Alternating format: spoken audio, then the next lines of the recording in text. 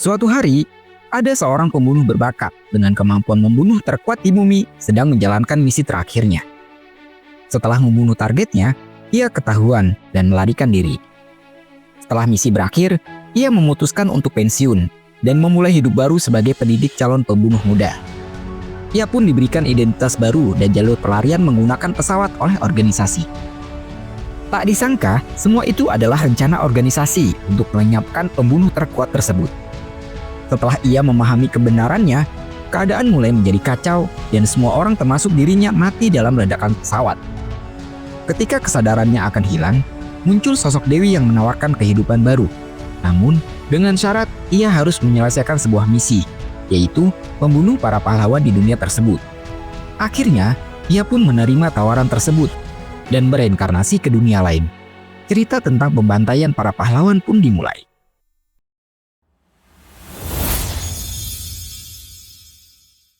Diceritakan pada suatu hari, ada sebuah kelompok pembunuh yang sedang menjalankan misi. Mereka berencana membunuh para pentolan yang telah melakukan lelang manusia secara ilegal. Karena perbuatan mereka sudah melampaui batas, sehingga dapat mengancam dunia asasin. Oleh karena itu, salah satu keluarga pembunuh melakukan tindakan pencegahan. Saat lelang sedang berlangsung, mereka mulai melancarkan serangan. Dua gadis cantik secara epik membantai para penjaga, sedangkan seorang pemuda dengan kemampuan tembaknya membunuh para pemimpin dari jarak jauh. Ternyata, pemuda tersebut adalah reinkarnasi dari seorang pembunuh profesional di bumi. Namanya adalah Luke, sosok pembunuh legendaris yang mendedikasikan hidupnya untuk menjadi alat terbaik bagi organisasi. Namun, di akhir hidupnya, ia justru menyesal. Luke sangat frustasi karena pengkhianatan yang ia terima. Sehingga, jika ia terlahir kembali, ia ingin hidup untuk dirinya sendiri, bukan sebagai alat orang lain lagi. Sang Dewi pun mengabulkan permintaannya. Ia memberi gambaran dunia baru yang akan ditempati Luke dalam menjalankan misinya. Dewi menceritakan bahwa 16 tahun setelah kelahirannya di dunia tersebut, para pahlawan mengalahkan Raja Iblis dan menyelamatkan dunia. Namun, karena kekuatan mereka, 2 tahun kemudian justru terjadi kekacauan yang menghancurkan dunia. Oleh sebab itu, Luke harus membunuh pahlawan tepat waktu untuk menyelamatkan dunia tersebut. Saat Luke akan pergi bereinkarnasi, ia menanyakan sebuah pertanyaan kepada Sang Dewi. Jika ia dapat menyelamatkan dunia tanpa membunuh pahlawan, apa dibolehkan? Sang Dewi pun menjawab dengan senyuman dan mengatakan, tidak masalah. Setelah itu, Luke mendapat kesempatan untuk memilih skill yang akan sangat bermanfaat untuk dirinya di dunia baru. Ia pun memilih beberapa skill yang cocok dengan karakter dirinya. Akhirnya, Luke bereinkarnasi dengan membawa misinya tersebut. Ini adalah Luke. Ia terlahir kembali di keluarga Tuat Hade, sebuah keluarga bangsawan pembunuh yang terkenal di kerajaan Alvan. Ibunya adalah sosok perempuan cantik bernama Esri, sedangkan ayahnya adalah Cian, kepala house Tuat Hade saat ini. 7 tahun pun berlalu dengan cepat. Luke tumbuh menjadi anak yang tampan dan kuat. Ia sangat rajin berlatih sendiri di hutan untuk memburu mangsanya. Selain itu, Luke juga pandai memasak. Ia bahkan menyiapkan makanannya sendiri untuk memenuhi kebutuhan nutrisi tubuhnya. Karena kekuatan fisik sangat penting sebagai seorang pembunuh. Ibunya sangat senang dan memuji kemampuan masak Luke. Bahkan, ayahnya juga sangat puas dengan kemampuan Luke. Setelah makan bersama, Cian meminta Luke untuk datang ke ruang bawah tanah. Di sana, Cian memeriksa secara langsung pertumbuhan fisik dan perkembangan otot Luke dengan sangat teliti. Bahkan, pertumbuhan tulang hingga rentang gerak sendi tidak luput dari pemeriksaan. Hasil pemeriksaan tersebut yang menentukan menu latihan Luke berikutnya. Tuat Hade adalah keluarga medis yang sangat terkenal di kerajaan Alvan. Namun, di sisi lain, keluarga tersebut juga merupakan pembunuh handal yang bergerak di bawah perintah keluarga kerajaan. Setelah pemeriksaan, Cian menawarkan mata mistik Tuat Hade kepada Luke. Mata tersebut memiliki kemampuan untuk memperkuat penglihatan, bahkan dapat melihat mana seseorang. Lebih jauh lagi, penglihatan kinetik, persepsi, dan penglihatan malam hari juga diperkuat. Luke pun menerimanya dengan percaya diri. Setelah berhasil mentransformasikan mata mistik, penglihatan Luke menjadi sangat tajam.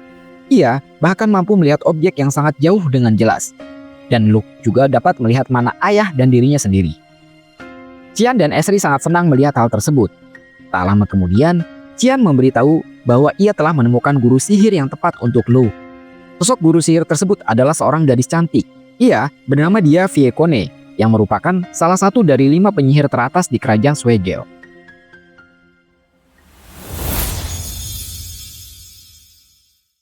Setelah perkenalan singkat, dia mengeluarkan batu far untuk menguji kapasitas mana yang Luke miliki.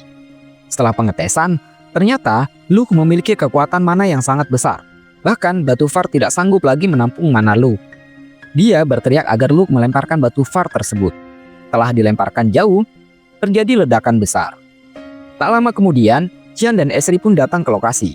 Qian menanyakan apa yang terjadi. Namun, setelah mengetahui bahwa ini adalah perbuatan Luke, Qian dan Esri justru senang. Mereka sangat bangga karena Luke memiliki kekuatan sihir yang sangat besar. Kemudian, Qian memohon agar dia dapat terus membimbing Luke dalam mempelajari sihir. Keesokan harinya, dia mengeluarkan batu far kembali untuk menguji afinitas mana Luke.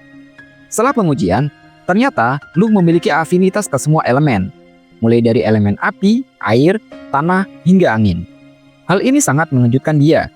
Kemudian, setelah pengujian afinitas mana, untuk dapat menggunakan sihir, Luke harus dapat mengubah elemen mananya. Dalam proses ini, dia membantu Luke dalam perubahan mana pertamanya. Setelah dipandu dengan seksama, Luke akhirnya dapat melakukan perubahan elemen mana dalam tubuhnya. Ini adalah langkah awal untuk menggunakan sihir. Terdapat karakter huruf-huruf yang muncul dalam pikiran Luke. Namun, ia tidak mengenali karakter tersebut. Ternyata, itu merupakan sebuah mantra sihir yang harus dilafalkan untuk menggunakannya. Dia mencontohkan sebuah mantra sihir dasar yang diperolehnya pertama kali. Dia membuat tembaga dari mantra sihirnya dan menunjukkannya kepada Luke. Setelah melihat sejenak, Luke kemudian mencobanya dan berhasil, walaupun bentuknya belum sepenuhnya sempurna. Hal tersebut membuat dia kagum, karena di dunia tersebut, seseorang hanya dapat menggunakan mantra sihir yang terdapat dalam pikirannya. Mereka tidak dapat menggunakan atau meniru sihir orang lain. Keesokan harinya, Luke menunjukkan kepada dia hasil latihannya. Ternyata, ia telah dengan sempurna membuat sihir tembaga. Dia pun memberikan mantra sihir besi untuk menguji kemampuan Luke. Tidak disangka, Luke dapat menggunakannya dengan mudah. Akhirnya, mereka pun memiliki ide dan mulai bereksperimen dengan mengumpulkan berbagai mantra sihir. Mereka menganalisis berbagai bentuk karakter dari mantra-mantra tersebut. Setelah analisa lebih jauh, mereka akhirnya dapat mengkombinasikan karakter-karakter huruf dalam mantra untuk membuat mantra sihir baru. Dia mencobanya, namun gagal. Luke yang melihat hal tersebut juga mencobanya, dan berhasil. Dari sini, Luke menyimpulkan bahwa yang dapat menggunakan mantra buatannya sendiri harus memiliki skill rank B, yaitu penenun mantra. Karena dia tidak memilikinya, maka Luke membantu menuliskan mantra barunya. Ketika dia mencoba kembali, ia pun berhasil. Dia sangat gembira dan bersemangat untuk uji coba lainnya. Keesokan harinya, dia dan Luke pergi ke tempat latihan. Mereka membuat sihir baru berupa senapan. Luke dan dia berhasil melakukannya dengan baik. Tidak sampai di situ, Luke mencoba hal baru dan membuat sebuah meriam. Luke menembakkan meriam tersebut dan menghasilkan ledakan yang besar. Karena kebutuhan mana yang besar untuk menggunakan spell tersebut, dia tidak dapat melakukannya. Tak terasa, mereka sudah berlatih selama 2 minggu dan akan segera berpisah.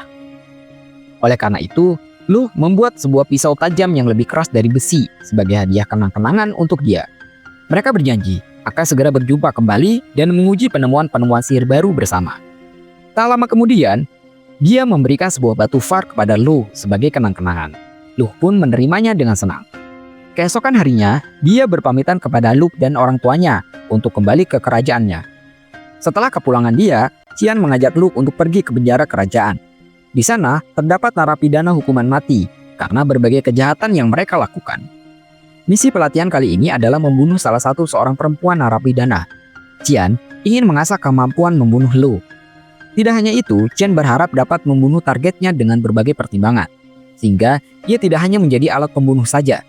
Setelah bertemu dengan tahanan tersebut, Luke mendapati tahanan yang memohon pengampunan dengan muka melas. Namun, Luke langsung memotong lengannya tanpa ragu. Tidak ada belas kasihan di matanya. Mengetahui triknya tidak dapat mengelabui Luke, tahanan tersebut mencaci maki Luke. Luke tidak bergeming dan langsung melemparkan pisaunya untuk membunuh tahanan. Hari demi hari pun berlalu. Saat ini, Luke sudah berusia 10 tahun. Di suatu siang, Luke dan orang tuanya sedang berjalan-jalan keliling kota Tuat Hade. Kondisi ekonomi Tuat Hade sangat stabil, penduduknya sejahtera. Bahkan, Luke menjadi idola para gadis di kota tersebut. Luke yang sudah mendekati deadline misinya berencana untuk mencari asisten pribadi. Ia menggunakan mata mistiknya untuk mencari seseorang yang memiliki mana yang kuat. Namun, ia hanya menemukan sejumlah pejabat yang memilikinya. Akhirnya, ia memutuskan untuk berburu ke hutan. Di sisi lain, ada seorang gadis muda yang sedang menangis. Ia dicampakkan oleh keluarganya karena kemiskinan. Tiba-tiba, segerombolan serigala datang dan menyerang gadis tersebut. Luke yang sudah sampai di hutan mendengar suara serigala. Ia pun menuju sumber suara tersebut. Ia kaget karena melihat gadis muda yang sedang dikepung oleh serigala. Ketika salah satu serigala berusaha menerkam gadis itu, Luke langsung melompat dan menolongnya. Ia dengan keterampilan hebatnya membunuh serigala satu persatu. Sampai akhirnya, semua serigala berhasil dibasmi.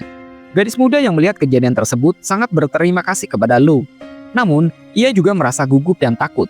Kemudian, Luke yang melihat kondisi gadis itu merasa iba dan memasak bubur untuknya.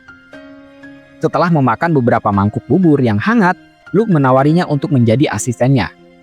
Gadis tersebut langsung merasa senang mendengar hal tersebut. Kemudian, Luke juga mengatakan bahwa ia pernah membunuh seseorang. Bahkan, ia akan terus membunuh di masa yang akan datang. Mendengar hal tersebut, sang gadis terdiam. Tak lama kemudian, dengan tekad yang kuat, gadis tersebut setuju untuk mengikuti Luke. Akhirnya, Luke mendapatkan asisten pertamanya.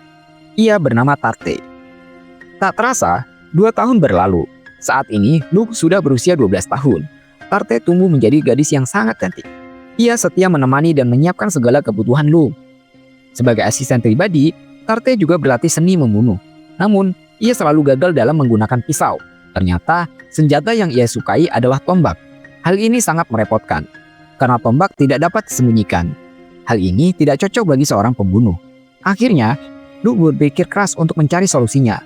Sampai akhirnya, Luke memiliki ide untuk membuat tombak lipat. Ia memberikan tombak tersebut kepada Tarte. Tak disangka, setelah menggunakan tombak tersebut, kemampuan Tarte sangatlah mengesankan. Hal ini pun sesuai dengan harapan Luke yang menginginkan asisten pribadi yang dapat diandalkan.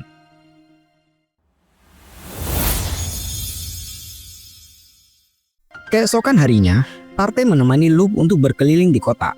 Luke mendapat sambutan hangat dari para warga. Ia bahkan mendapat cenderamata berupa hasil perkebunan sebagai ucapan terima kasih dari para warga. Sepulangnya dari kota, Luke dipanggil Qian ke ruang latihan. Di sana, Qian mengatakan bahwa Luke akan segera menjalani ujian akhir. Namun sebelum itu, Qian akan melakukan tes khusus untuk mengukur kemampuan Luke. Mereka pun pergi ke hutan untuk melakukan pertarungan antar pembunuh. Qian yang memiliki pengalaman membunuh di dunia ini memiliki keunggulan. Serangan demi serangan mematikan dilancarkan. Luke hanya pasif menghindari serangan-serangan tersebut. Luke berpikir keras bagaimana mengatasi ayahnya dalam bertarung. Sampai akhirnya, Luke mendapatkan ide. Ketika serangan beruntun Qian dilancarkan, Luke menghindarinya dan dengan sengaja memberi celah untuk Qian menyerangnya secara langsung. Tak disangka, Luke sudah siap dengan hal tersebut. Walaupun Luke terluka, namun ia berhasil menang. Setelah kemenangan tersebut, akhirnya Qian mengakui Luke sebagai anggota inti keluarga Tao Hade. Ia mengajak Luke untuk menyelesaikan beberapa misi membunuh para bangsawan yang bersekongkol dengan para bandit. Misi pun berjalan dengan lancar. Setelah misi selesai, Luke akan menjalankan misi terakhir sebelum menjadi penerus kepala keluarga Tao Hade. Di usia 14 tahun, Luke akan memasuki kastil bangsawan untuk menjalankan misi pembunuhan. Ia akan masuk ke kastil tersebut sebagai pedagang dari Miltiu. Oleh karena itu, Luke mendapat identitas baru sebagai penyamaran. Ia akan menjadi anak dari kepala perusahaan dagang Balor yang bernama Illich Balor. Selama 2 tahun ke depan, Luke akan belajar menjadi pedagang dengan identitas barunya. Keesokan harinya, Qian mengadakan pesta untuk menyambut persiapan ujian akhir Luke sebagai calon penerus kepala keluarga Tao Hade. Para hadirin bersulang bersama untuk merayakannya. Tiba-tiba, seorang lelaki muda protes. Ia bernama Rohan. Ia tidak terima kalau Luke yang lebih muda darinya menjadi calon kepala keluarga. Rohan pun menantang Luke. Tak disangka, dengan cepat Rohan dapat dikalahkan. Bahkan, tangannya patah oleh Luke. Setelah pesta berakhir, Luke bertemu dengan Rohan. Ia mengundang Rohan untuk menjadi salah satu bawahannya. Bahkan, Luke memberikan pedang tajam yang sangat ringan. Rohan pun menerima tawaran tersebut. Keesokan harinya, Luke dan Tarte bersiap untuk menjalankan ujian akhir. Mereka menaiki kereta kuda untuk pergi ke Miltiu. Akhirnya, mereka pun sampai di kota perdagangan Miltiu. Luke mengubah warna rambutnya menjadi coklat kehitaman. Di dalam kota, muncul sosok gadis muda berambut biru yang imut. Ia bernama Maha, seorang pemandu wisata kota Meltiu. Ia bersama rekan-rekannya menjadi pemandu untuk memenuhi kebutuhan hidup. Tak lama kemudian, langit menjadi gelap dan hujan pun turun. Tiba-tiba, datang sekelompok preman ke tempat mereka. Preman tersebut menyerang dan menangkap Maha dan rekan-rekannya. Kemudian, mereka dibawa ke sebuah tempat yang bernama Toran. Di sana, mereka dijadikan sumber uang. Gadis-gadis tersebut ternyata dijual kepada para lelaki hidung belang. Salah satu rekan Maha yang sudah tidak kuat dengan perlakuan buruk tersebut, memutuskan untuk melukai wajahnya. Sampai akhirnya, Maha mendengar sebuah perbincangan Toran yang berencana menjualnya. Maha pun kaget dan berusaha melukai wajahnya dengan pisau tajam. Tiba-tiba, Luke muncul dan menghentikannya. Luke datang ke panti Toran untuk mencari asisten dan Mahala yang Luke pilih. Toran berjanji akan menyerahkan Maha 3 hari kemudian. Luke pun bergegas pergi setelah melakukan pembayaran. Tak disangka, setelah Luke pergi, Toran menjual Maha ke pelanggannya. Ketika dalam perjalanan, Maha berusaha kabur. Ia lompat dari kereta kuda dan berlari. Ternyata, Maha memiliki mana dalam tubuhnya. Tak lama kemudian, pengawal Toran datang menghentikannya. Maha pun tertangkap. Luke tiba-tiba muncul menolong Maha. Toran yang melihat kedatangan Luke pun kaget. Akhirnya, ia dan pengawalnya menyerang Luke, namun dengan mudah dikalahkan. Akhirnya, para lelaki hidung belang pun ditangkap oleh petugas karena perdagangan manusia yang ilegal. Noine, rekan Maha yang wajahnya rusak, disembuhkan oleh Luke. Ia pun sangat gembira melihat hasilnya. Akhirnya, Maha dibawa dan menjadi asisten kedua Luke setelah Tarte. Tak terasa, waktu pun berlalu dengan cepat. Luke sudah hampir setahun berada di kota Meltiu. Ia pergi mengunjungi keluarga Balor untuk membantu operasi anak kepala keluarga tersebut. Sebagai gantinya, kepala keluarga membuat dokumen resmi pengadopsian Maha sebagai adik Luke. Selain itu, Luke mendapat kepercayaan untuk mengelola sebuah toko yang selama ini selalu gagal menjual produknya. Luke menerima tugas untuk mengelola toko tersebut. Sepulangnya dari kediaman keluarga Balor, Luke menyampaikan misinya untuk mengelola toko kepada Tarte dan Maha. Ia berencana membuat produk kosmetik dan cemilan manis. Hal ini sebagai upaya agar ia bisa masuk ke kastil bangsawan dengan produk tersebut. Tak lama kemudian, Luke menemui kepala keluarga Balor dan istrinya. Ia juga tak lupa membawa sampel kosmetik yang ia buat. Sang istri mencibir Luke yang dianggap anak haram suaminya. Luke hanya tersenyum dan mengenalkan produknya tersebut. Itu adalah pelembab. Di zaman ini, belum ada produk serupa. Pelembab berfungsi untuk melembabkan kulit yang kering akibat penggunaan kosmetik. Sang istri pun langsung mencobanya. Alangkah kagetnya ia ketika mendapati pelembab tersebut sangat efektif untuk kulitnya. Bahkan, ketika ditambah dengan make up, wajahnya jadi semakin cantik. Melihat hal tersebut, kepala keluarga Balor langsung mempercayai Luke untuk mengelola bisnis tersebut. Walaupun bahan bakunya harus didapatkan dari keluarga Taut HD, ia pun mulai membuka tokonya tersebut. Tidak butuh waktu lama, bisnisnya berkembang pesat. Bahkan Luke mendapat undangan dari penguasa Meltiu dan putri kerajaan tetangga. Luke pun menjadi terkenal sebagai Illik Balor. Hal ini sudah sesuai dengan rencana Luke. Malam pun tiba, ketika Luke sedang beristirahat, datang seorang pembunuh yang berusaha menculik Luke. Namun, ia mengetahuinya. Tak lama kemudian, Tarte datang dan menusukkan tombaknya ke arah pembunuh. Maha juga dengan sigap menangkap pembunuh tersebut. Ia dibawa ke ruang interogasi untuk mengungkap siapa dalang di baliknya. Keesokan harinya, Luke pergi untuk menemui dia, mantan guru sihirnya. Setelah bertemu, Luke memberi oleh-oleh dari Meltiu. Sekotak coklat muncul di hadapan dia. Ia pun mencobanya dan langsung suka. Setelah itu, mereka pun memulai eksperimennya dengan sihir baru. Dia memberikan Luke mantra sihir. Kemudian Luke pun menuliskan ulang untuk dicoba oleh dia. Tak disangka, dia langsung berhasil. Ternyata itu adalah sihir pembalikan gravitasi. Mereka pun melanjutkan penelitiannya dengan semangat. Tak terasa, hari pun mulai gelap. Luke akhirnya berpamitan untuk kembali ke kota Meltiu. Sesampainya di kediaman, Luke langsung beristirahat karena kelelahan. Ketika pagi tiba, Tarte dan Maha sudah berada di kasur untuk menunggu Luke bangun dari tidurnya. Alangkah kagetnya, ketika bangun, Luke menyadari bahwa ia habis mimpi basah. Tarte dan Maha pun menawarkan diri untuk membantunya dalam hal tersebut.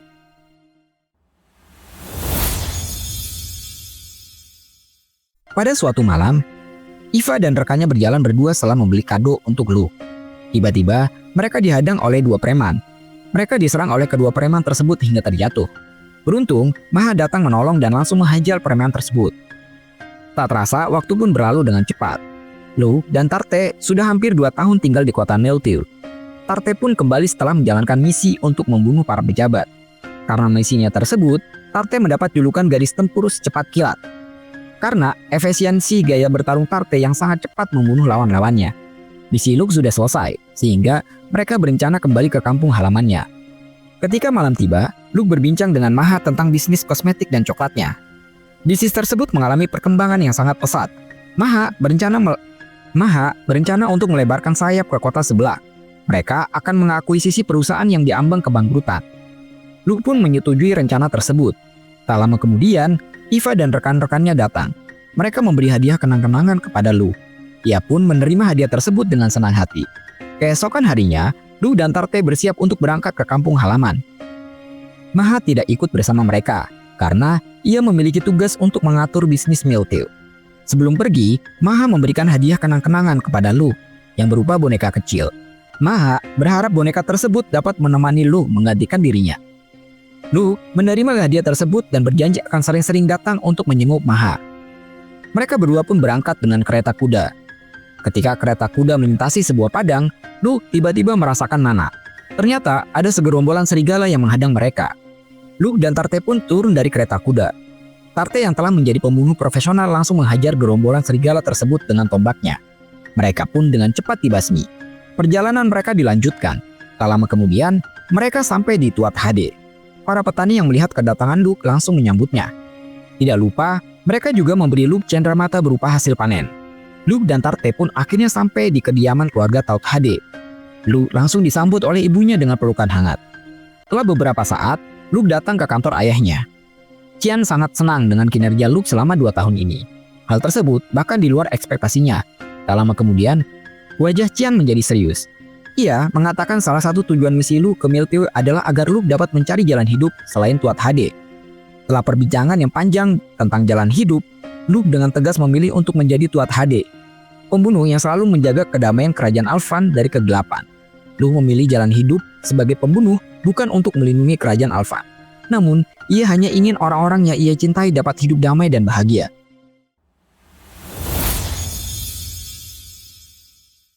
Setelah memutuskan pilihannya, Luke mendapat pekerjaan pertamanya sebagai pembunuh. Ada seorang pejabat yang menjual informasi militer ke negara tetangga, yang menyebabkan kerugian besar kerajaan Alfan. Ia mendapat imbalan Vizen atau narkoba yang ia sebarkan di seluruh wilayah kerajaan. Hal ini menyebabkan banyak orang yang menderita. Oleh karena itu, ia harus segera dihabisi. Pejabat tersebut adalah Kon Azba Venkaur. Mendapat misi tersebut, Luke tidak langsung membunuhnya. Ia ingin melakukan pengecekan langsung. Luke dan Tarte pun pergi ke Perisher, kota perdagangan terbesar setelah Milteau. Ini merupakan kota tempat tinggal Azba Venkaur. Ketika Luke dan Tarte memasuki kota, mereka melihat para tentara yang terluka. Tak lama kemudian, mereka ditawari gadis kecil sebuah makanan. Ketika Luke mencobanya, itu ternyata adalah Vizen atau narkoba. Luke pun menghancurkan keranjang makanan sang gadis. Beberapa preman datang menyerang mereka, namun dengan mudah dikalahkan. Gadis kecil tersebut akhirnya membawa Tarte dan Luke ke rumahnya. Di sana, ibu gadis itu berteriak dalam kondisi menyedihkan karena kecanduan narkoba. Luke yang melihat kondisi ibu tersebut membantu agar tubuhnya tidak lagi terpengaruh oleh narkoba. Ketika mereka pulang, datang kiriman pelembab terbaru dari Maha. Luke juga mendapat informasi valid tentang Kon Azba Venkaur yang menjadi dalang penyebaran narkoba. Keesokan harinya, Luke dan Maha pergi ke kediaman Kon Azba dan bertemu istrinya. Mereka berperan sebagai pedagang dari perusahaan Orna. Luke langsung memperkenalkan produk pelembab terbarunya. Sang istri Kon sangat senang dan langsung mencobanya. Kebetulan, malam nanti akan diadakan pesta para bangsawan, sehingga Luke dan Maha berkesempatan menghadirinya. Setelah pesta selesai, Luke ditemani Tarte datang ke sebuah tebing. Di sana, merupakan spot terbaik untuk melakukan eksekusi misinya. Luke langsung mengeluarkan senapan jarak jauh dengan kekuatan sihirnya. Setelah target terlihat, Luke langsung menembakkan peluru tepat di kepala target. Kon Azba pun tewas di tempat. Kali ini, misi pertama Luke pun sukses besar.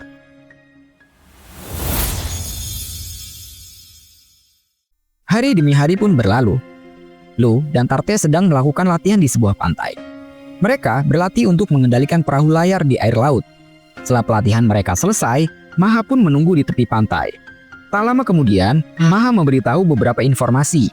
Info pertama adalah, ia telah menemukan harta suci yang sedang Luke cari. Harta suci adalah senjata yang berasal dari zaman kuno dan tidak dapat dihancurkan. Harta suci kali ini adalah tombak sihir yang bernama Gaebolg. Pemilik tombak tersebut adalah Setanta Magnus, yang juga dikenal sebagai pemburu keran. Ia kemungkinan besar adalah seorang pahlawan. Maha pun bertugas bernegosiasi untuk mendapatkan tombak sihir tersebut. Informasi selanjutnya adalah tentang kerajaan Schweigel. Sedang terjadi perang saudara. Keluarga dia, Fiokene, bergabung dengan pasukan kerajaan, sedangkan Setanta Magnus bergabung dengan pasukan pemberontak. Mengetahui hal tersebut, Luke pun bergegas menuju kediaman dia. Sesampainya di sana, ia disambut hangat oleh dia. Mereka saling berbincang. Luke menawarkan Suaka kepada dia sebagai Ilik Balor. Ia tahu bahwa dalam perang tersebut akan sulit untuk menghadapi seorang pahlawan. Namun, dia tidak menyetujuinya. Setelah percakapan singkat, dia mengajak Luke untuk kencan. Mereka berdua berjalan-jalan di kota Fiokone. Dia mengajak Luke ke sebuah toko mainan dan mendapat sebuah boneka lucu. Selanjutnya, mereka pergi ke pemandian air hangat.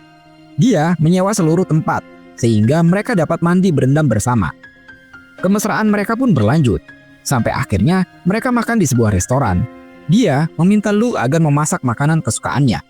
Luke pun berjanji ketika dia berkunjung ke Taut Hade, Luke akan memasak makanan tersebut untuknya. Setelah berkencan seharian, Luke pun pamit pulang. Sebelum pulang, Luke berjanji bahwa ia pasti akan memasak makanan yang enak ketika dia berkunjung ke Taut Hade. Dia yang mendengar hal tersebut sangat senang. Tak lama setelah Luke pulang, dia pun langsung kembali ke penampilannya. Ia memimpin pasukan untuk bergabung ke medan perang. Luke sudah sampai ke Taut Hade. Saat ini sedang melamun memikirkan dia. Ia dikagetkan dengan kehadiran Tarte. Luke pun langsung terbangun dan bergegas pulang. Sesampainya di rumah, ia kembali terkejut karena ada sosok pria yang sedang terluka. Qian melihat Luke menyampaikan fakta pahit. Ia mendapat misi untuk membunuh dia Fiokone. Luke pun terperangat tidak percaya.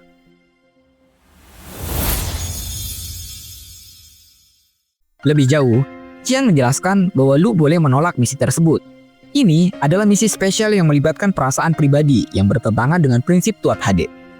Karena jika mereka ketahuan terlibat dalam masalah ini, akan merugikan kerajaan Alfan. Permintaan misi pembunuhan ini datang dari ayah dia sendiri, yaitu Count Fiokone. Karena kekalahan pihak kerajaan dalam perang saudara. Ada beberapa petinggi yang menginginkan dia. Gadis cantik dengan kekuatan sihir yang besar, sangat cocok untuk bibit unggul. Namun, para pendukung Fiokone tidak menyetujuinya. Mereka bahkan mengurung dia dan ayahnya di kastil. Oleh karena itu, Fiokone dituduh menjadi penyebab peperangan saudara. Sehingga, ia tahu bahwa walaupun menang, pasukan musuh memiliki bantuan dan berakhir kematiannya. Oleh sebab itu, ayah dia meminta keluarga Taut Hade untuk membantunya, memalsukan kematian dia. Ini harus dilakukan di depan tentara musuh, sehingga tidak dicurigai. Akhirnya, Luke menerima misi tersebut. Tak lama kemudian, Luke berangkat ke kota Fiokone untuk menjalankan misinya. Tarte berusaha membantu Luke dengan sihir anginnya. Mereka dapat berlari dengan cepat.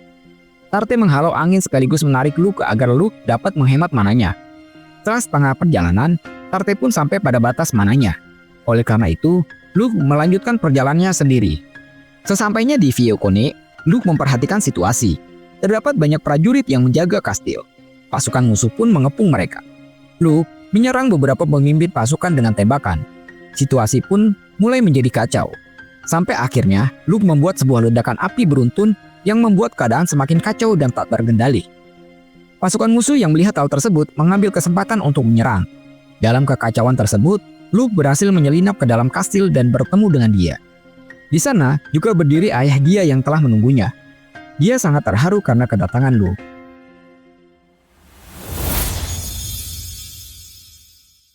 Tak lama kemudian, Luke membuat rencana rekayasa kematian dia.